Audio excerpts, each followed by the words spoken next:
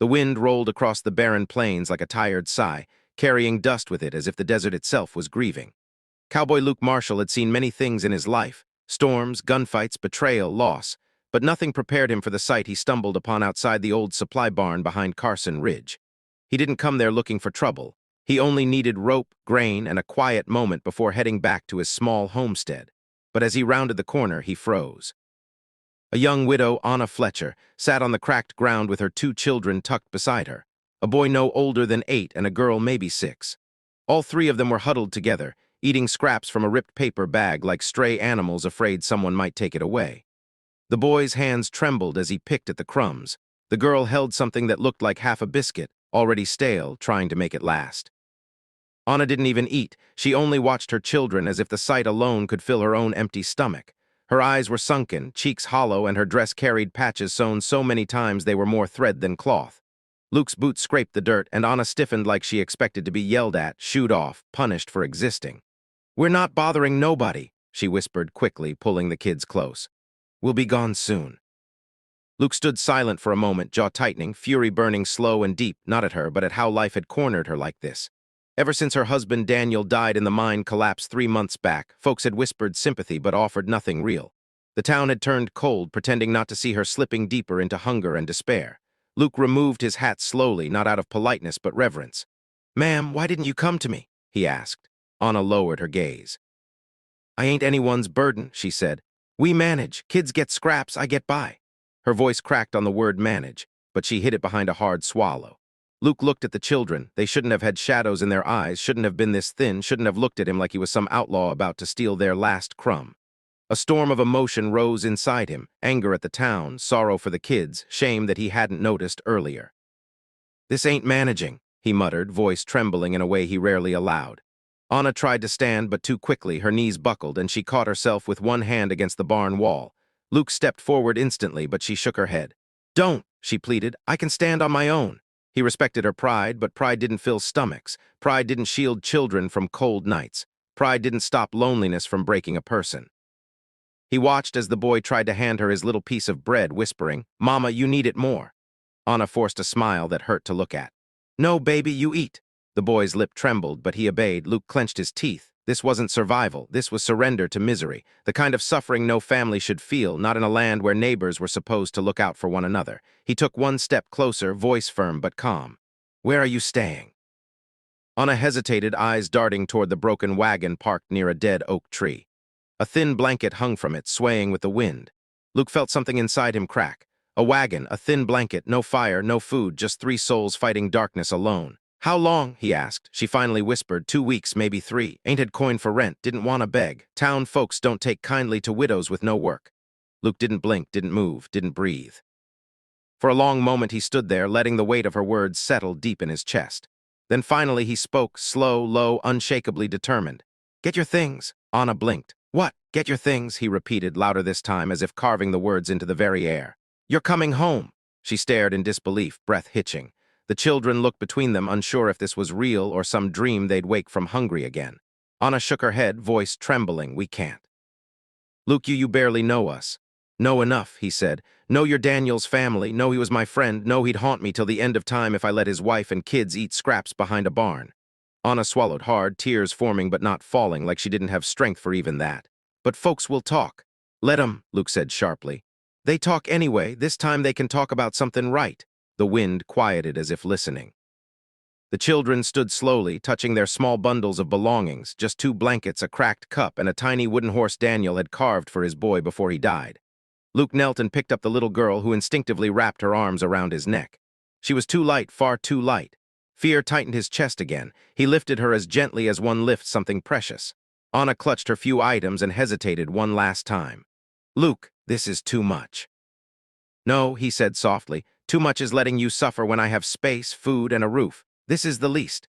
And just like that, the world shifted. He led them toward his horse, then toward the path that wound through the hills toward his ranch. The journey would be long, physically and emotionally, but Luke walked with purpose, as if restoring these lives was the most important mission he'd ever taken. And for the first time in many lonely months, Anna let herself breathe, let herself hope. Let herself imagine that maybe, just maybe, they were not alone anymore. Behind them, the abandoned scraps remained untouched. Ahead of them, for the first time, was something that felt like a second chance. The sun dipped low behind the ridge by the time Luke led the widow and her kids onto his ranch land, a quiet stretch of earth bordered by tall grass and whispering pines. The ranch wasn't fancy, not the biggest, not the richest, but it was warm, strong, and alive. The fences were sturdy, the barns well-built, the home shaped by hands that believed in work more than words. When Anna stepped onto the porch, she froze. The house wasn't grand, but it felt like a fortress compared to the cold ground she'd been sleeping on. The children stared through the doorway, wide-eyed, seeing the small but solid kitchen, the long table, the shelves with jars of preserved fruit, the fire crackling in the hearth as if it had been waiting just for them. Luke motioned them inside. "Ain't much, but it's yours now," he said. Anna shook her head, overwhelmed. "Luke, we can't just take your home from you." He smiled faintly, the kind of smile he rarely showed anyone. "You ain't talking it, you're feeling it." The little boy wandered toward the table, staring at a loaf of fresh bread like it was treasure stolen from heaven. Luke cut a thick slice, handed it to him, then to the little girl. Both kids hesitated, like they expected someone to snatch it away or accuse them of stealing. "Go on," Luke said softly. "Eat proper." They bit into the bread and nearly cried at the taste. Warm, soft, real. Anna watched them, hands over her mouth, fighting the hardest battle of all, the wave of emotion crashing through her. Luke stepped beside her. "You ain't gotta hold everything together alone anymore," he whispered. Anna finally broke. Tears spilled down her cheeks, silent at first, then shaking through her whole body. Luke caught her before she fell and guided her to a chair. She wept into her hands, the grief of losing her husband, the humiliation of starvation, the terror of failing her children, and the overwhelming relief of safety at last. When she finally lifted her face, Luke knelt beside her. "This house has been too quiet for too long," he said. "I reckon it's time it feels like a home again." The days that followed were slow healing wrapped in simple moments. Luke repaired their boots, patched their clothes, and cooked meals big enough to feed them twice. The children laughed again, real laughter, not the nervous, hungry kind. The girl followed Luke everywhere, clutching his sleeve like a little shadow. The boy helped with the horses, learning how to brush them, feed them, talk to them. Anna cleaned, cooked, folded laundry, not because Luke asked her to, but because she felt alive doing it. Like she was useful again, like she belonged somewhere. One night after the children were asleep, Anna stepped outside to find Luke repairing the fence beneath the moonlight. She watched him silently, the way his hands moved with certainty, the way he worked without complaint, the way he carried his pain without forcing it onto anyone else. "Luke," she said softly. He looked up. She stepped closer, hands clasped tightly. "Why did you help us, really?" he sighed, leaning back against the fence. "Because I know what empty feels like," he said. "Lost my family when I was young. For a long time I thought loneliness was easier than caring again. Then I saw you and the kids eating scraps like life had chewed you up and spit you out, and I knew I had two choices, walk away like everyone else or build something better." Anna's eyes glistened. "You didn't have to choose us." "Didn't feel like a choice," he replied. "Felt like the right thing, the only thing." She stepped closer, so close he could feel her breath. "You saved us, Luke." He shook his head. "No, ma'am, I just gave you a roof. You saved yourselves by not giving up." The silence between them softened, turning warm instead of heavy. Anna looked toward the house where her children slept full and safe for the first time in weeks. "They adore you," she whispered. "Never seen them smile so much." Luke lowered his gaze, humbled. "Kids remind a man what matters, remind him he's still got something to fight for." Anna reached out, taking his rough hand in her small, gentle one. "You've given them hope," she said. "And me too." Luke didn't speak. He didn't need to. The air between them said enough. As days turned to weeks, the widow's cheeks filled out, her eyes regained their spark, and the children glowed with life again.